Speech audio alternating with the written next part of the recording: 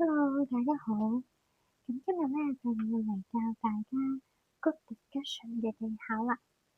咁首先啦，就要講下 group discussion 入邊嘅角色啦。咁 group discussion 入邊咧就會有分4個角色嘅，分別就係 leader、summarizer 啦、normal member 同埋 silent member。咁 leader 就顧名思義係會做一個領導嘅角色啦。咁佢會係開場白講嘢嗰個啦，亦都會係主動邀請人哋講嘢嗰個啦。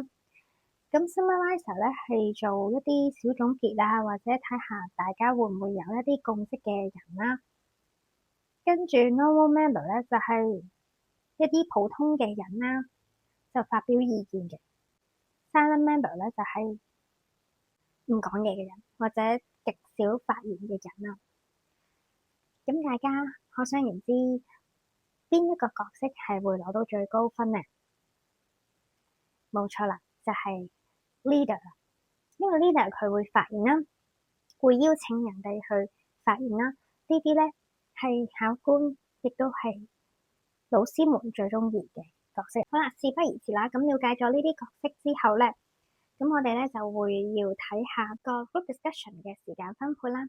咁 DSE 嘅 group discussion 咧，大約都係6至8分鐘左右嘅。咁通常都係咁樣分配嘅，3個人咧就係6分鐘啦，4個人咧就係8分鐘咁嘅。首先咧，我哋會有個開場先啦。咁通常就會係 leader 去開場。咁呢個時間就維持咗1至個半分鐘。個 leader 咧首先會 define 下個 question 同埋 statement，跟住啦，第二個部分咧就係深入討論啦。深入討論咧就係 discussion。咁 discussion 呢一 part 咧就會大約係5至6分鐘左右嘅。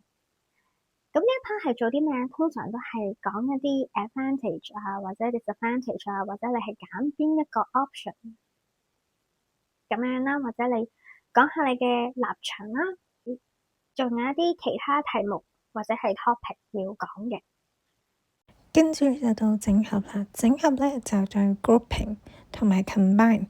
咁呢個部分咧就係大約佔1至2分鐘左右。咁呢個部分咧，通常都係人去尋求共識啦，咁亦都係通常 summarizer 去出場嘅時候啦，就類似係打完場啊，或者係帶過去下一個 topic 咁樣樣嘅。